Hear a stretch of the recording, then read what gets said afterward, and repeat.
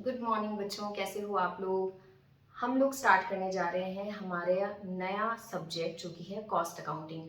Cost accounting की में जब हम शुरुआत करते हैं तो सबसे पहले ज़रूरी है कि हम उसके सिलेबस के बारे में और उसके जो मार्क्स का पैटर्न है, मतलब जो पेपर पैटर्न है, उसके बारे में हम लोग जान लें। तो सबसे पहले आइए शुरू करते हैं हम लोग सिलेबस के साथ। देखो बच्चों, सिलेबस में आपको बिल्कुल गूगल से किस तरह से हम लोग निकालते हैं उस तरह से बता रही हूँ।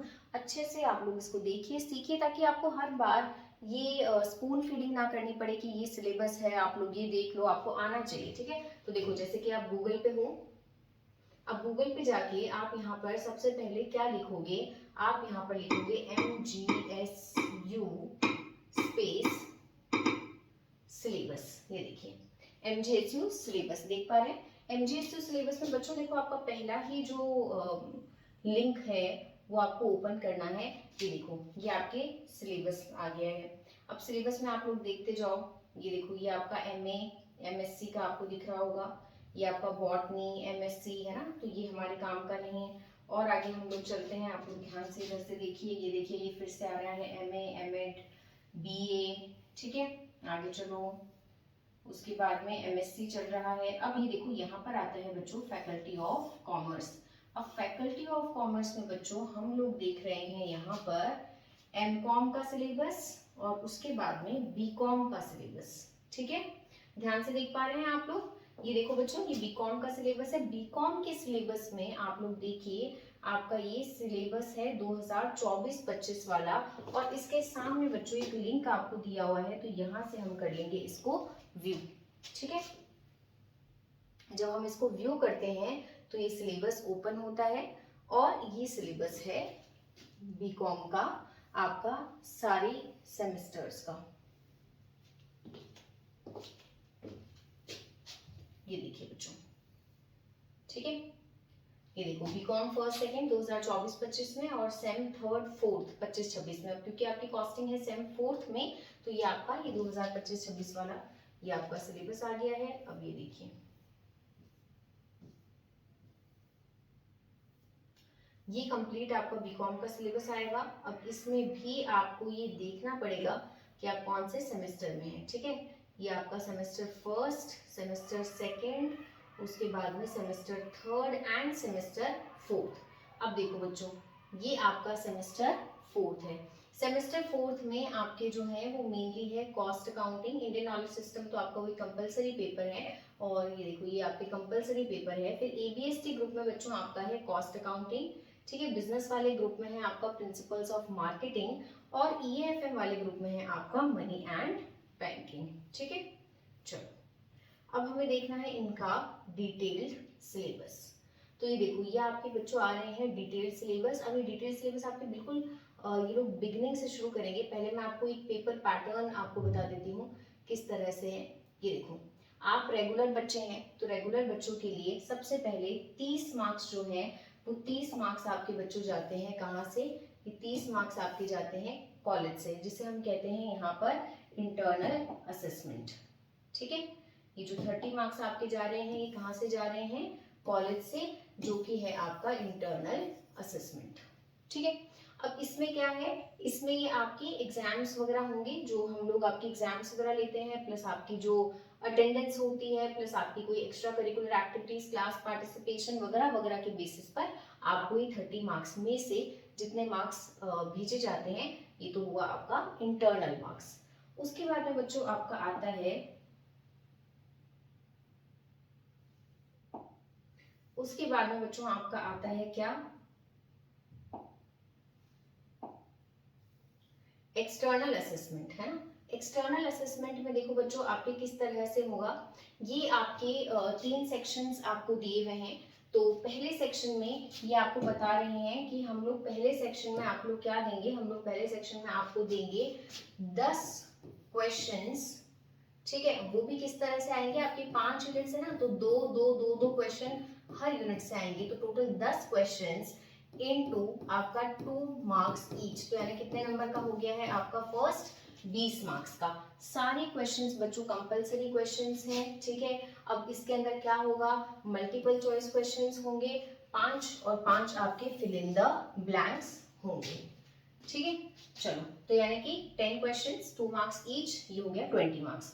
उसके बाद में बच्चों आपका आता है सेक्शन बी। सेक्शन बी जो है वो है 40 मार्क्स का।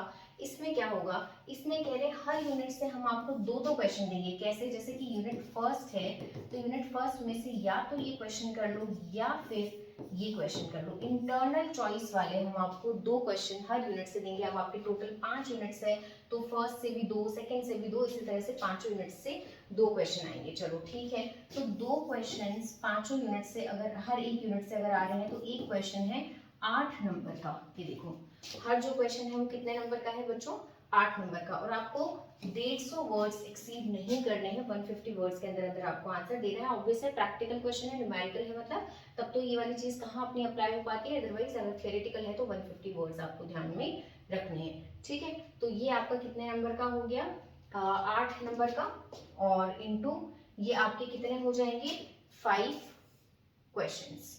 ठीक है, तो सॉरी 5 क्वेश्चंस। कैसे, हर एक यूनिट से एक क्वेश्चन आपको अटेम्प्ट करना है। मतलब आएंगे कितने आएंगे, तो बच्चों आपके हर एक यूनिट से इंटरनल चॉइस में दो दो, पर करना उनमें से एक है। आप इस तरह से नहीं कर सकते कि यूनिट 1 के 2 कर लूं, यूनिट 2 के करूंगी ना, ऐसा नहीं होगा। हर यूनिट में से एक क्वेश्चन आपको करना है, और टोटल 5 क्वेश्चन हो गए इंटू 8 मार्क्स के। तो ये हमारे कितने नंबर हो गए, 40 नंबर। ठीक है, 20 पहले हुए थे, 40 है, कितने नंबर हो गए, 60 हो गए। उसके बाद में बच्चों आता है आपका सेक्शन नंबर सी। अब सेक्शन सी आपको पता है जो बड़े वाले क्वेश्चंस है उनके लिए है, यानी कितने मार्क्स वाले, 20 मार्क्स वाले क्वेश्चंस के लिए है। तो 20 मार्क्स वाले तो कितने क्वेश्चंस आ सकते हैं, 3 क्वेश्चंस ही आ सकते हैं। तो अब देखो बच्चों, ये आपको दे देंगे 5 क्वेश्चंस, मतलब हर यूनिट में से एक। हर यूनिट में से इन्होंने एक दे दिया, 5 दे दिए। अब इंटरनल चॉइस नहीं है, पांचों में से आप कोई भी कौन से कर लो, एनी 3 क्वेश्चंस कर लो, और 3 क्वेश्चंस इनटू 20 मार्क्स, तो टोटल मिलाकर के आपके कितने हो जाएंगे, 60 मार्क्स। आ गई बात समझ में। ये है बच्चों आप लोगों का जो मार्किंग स्कीम है वो आपको दे रखी है। ठीक है, चलो आगे चलते हैं बच्चों। आगे हम लोग बात करते हैं, हाँ ये 3 घंटे का आपका पेपर होगा। अब हम लोग बात करते हैं आपका जो मेन सिलेबस है उसकी। ये देखो, ये आपकी सेम फर्स्ट से चल रही है, तो आपको नीचे जाते जाना है। ठीक है, थोड़ा सा पेशेंस रखना। ये आपका बिजनेस एडमिनिस्ट्रेशन आ गया, आगे चलो।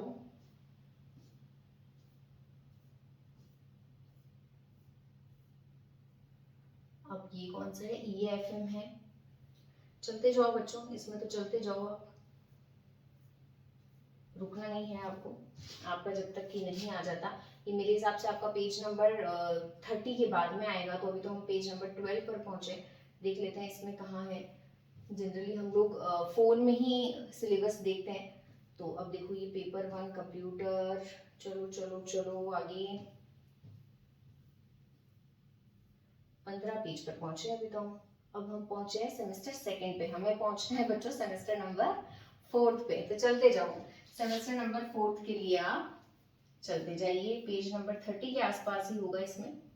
ठीक है, क्योंकि PDF तो सेम ही खुलेगी। पेज नंबर 30 तक हम लोग पहुंचते हैं। 22, देखो अभी हम आए हैं सेमेस्टर 3 पे, हमें जाना है सेमेस्टर नंबर 4 पे, 25। अब यहाँ से लेट्स मूव वेरी केयरफुली, क्योंकि हम लोगों को मतलब ये स्क्रॉल डाउन जो हम कर रहे हैं थोड़ा सा स्लो करना पड़ेगा। चलो यहाँ हम देखते हैं बच्चों, ये हमारा आ गया है पेपर 3 कोई सा, ओके सेमेस्टर 4।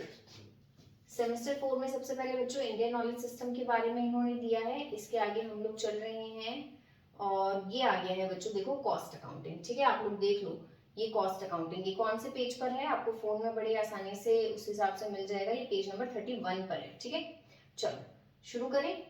तो देखो हमारे कॉस्ट अकाउंटिंग में बच्चों जो 5 यूनिट्स है उसमें मैं आपको मेन बता देती हूँ। अभी तक देखो अगर आप लोगों ने पढ़ लिया है, क्योंकि एग्जाम्स तो बिल्कुल आने ही वाले हैं, तो अभी तक तो आप लोगों ने पढ़ लिया होना चाहिए। अगर पढ़ लिया है तब तो वेल एंड गुड। अगर कोई बच्चा ऐसा भी है महान जो कि अभी ही शुरू कर रहा है और उसको सिलेबस के बारे में इतना नहीं पता है, तो ध्यान से देख लो। कई बच्चे क्या करते हैं, बुक से पढ़ लेते हैं जो टीचर्स ने पढ़ाया, बट सिलेबस डिटेल में उनको नहीं पता होता। ध्यान रखना, सिलेबस के अकॉर्डिंग ही आपको हर एग्जाम में पढ़ना होता है। चलो मैं बता देती हूँ आपको।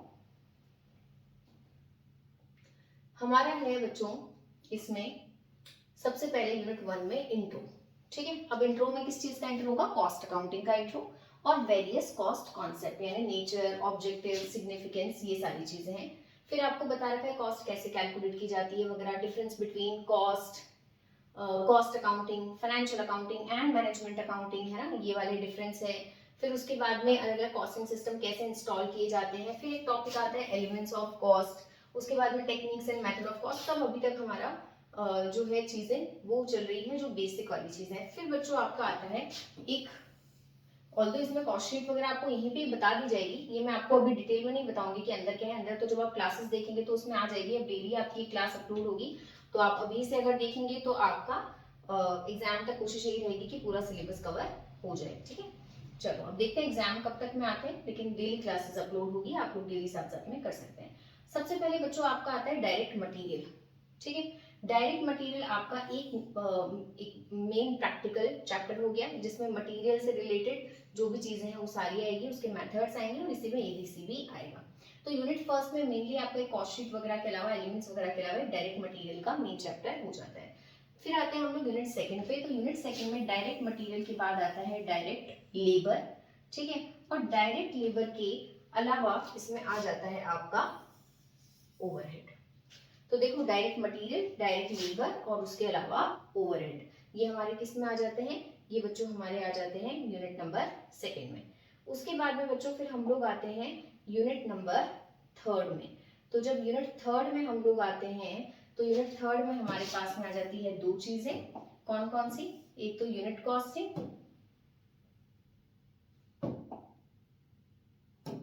एक तो यूनिट कॉस्टिंग और एक कॉन्ट्रैक्ट कॉस्टिंग। तो देखो डायरेक्ट मटेरियल यूनिट फर्स्ट में है, और उसके अलावा जो आपका डायरेक्ट लेबर है और ओवरहेड है वो यूनिट सेकंड में है, और उसके बाद में आपका दे रखा है यूनिट थर्ड जिसमें यूनिट कॉस्टिंग, कॉन्ट्रैक्ट कॉस्टिंग है, और फिर आपका यूनिट फोर्थ में है बच्चों स्टैंडर्ड कॉस्टिंग और एक रिकंसिलिएशन, ठीक है। ये दो चीजें आपकी किस में आ जाएगी, यूनिट फोर्थ में। और उसके बाद में बच्चों फिर आता है आपका यूनिट नंबर 5 जिसमें आती है marginal costing and BEP analysis, ये चैप्टर है। और उसके अलावा एक आपका आता है ऑपरेटिंग कॉस्टिंग। लगभग ये लोग हर सेमेस्टर में यही एक सिस्टम रखते हैं कि किस तरह से करते हैं ये लोग कि कहीं भी मतलब जनरली ये लोग क्या करते हैं कि दो चैप्टर एक साथ, मतलब दो उसमें आ जाए, एक यूनिट में दो चैप्टर आ जाए। तो जब एक यूनिट में दो चैप्टर आपको बच्चों करने हैं तो एक यूनिट में दो चैप्टर के हिसाब से आप लोग देखो कैसे आ जाएंगे। फर्स्ट में आपका मेनली मटेरियल आ गया, उससे पहले की जो कॉस्ट शीट वगैरह है वो आ गई। सेकंड में आपका लेबर एंड ओवरहेड आ गया। थर्ड में आपका यूनिट एंड कॉन्ट्रैक्ट आ गया। फिर फोर्थ में आपका आ गया है स्टैंडर्ड एंड रिकंसिलिएशन, और फिफ्थ में आपका आ गया है बच्चों मार्जिनल एंड ऑपरेटिंग, ठीक है। तो ये इस तरह से आपके क्या है 5 यूनिट्स दे रखी है। अब जो आपकी बुक्स है बच्चों देख लो, बुक्स कौन कौन से इन्होंने दे रखी है। बुक्स इन्होंने दे रखी है यहाँ पर एक तो जो मेनली हम लोग पढ़ते हैं आरबीडी की, तो ये आरबीडी वाली बुक इन्होंने दे रखी है, और उसके अलावा बच्चों एक इन्होंने दे रखी है जेकेपी वाली। अब आप लोग जनरली इसमें से ही पढ़ रहे होंगे, या तो आरबीडी पढ़ रहे होंगे या एबीसी पब्लिकेशन पढ़ रहे होंगे, दोनों में से जो भी आपके पास में उसके अलावा भी है तो ठीक है, अदरवाइज इनमें से आप लोग पढ़ेंगे, ठीक है। और क्लासेस अगेन मैं आपको कह रही हूँ, क्लासेस इसके बाद से आपकी रेगुलर स्टार्ट हो जाएगी, तो आप साथ साथ में क्लासेस देख लीजिए। अगर आपने अभी तक ये सब स्टार्ट भी कर दिया है तो आप लोग at least question practice and revision classes से कर सकते हैं। चलिए आज के लिए इतना ही, मिलते हैं हम लोग क्लासेस में। Thank you so much.